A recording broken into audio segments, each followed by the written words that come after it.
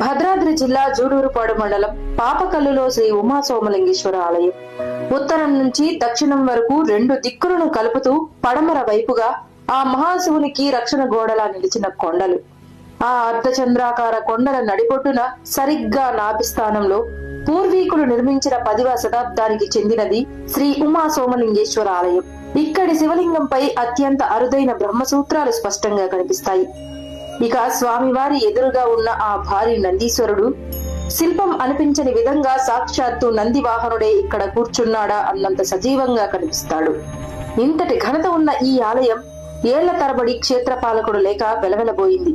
చివరకు దైవ సంకల్పంతో అదే గ్రామానికి చెందిన శ్రీ నవీన్ రాథోడ్ గారి ముందడుగుతో సాక్షాత్తు కాశీ క్షేత్ర పాలకుడు ఆ మహాకాలుడు శ్రీకాల భైరవుని ప్రతిష్టతో ఈ క్షేత్రం మరోసారి ప్రజలకు తెలిసింది.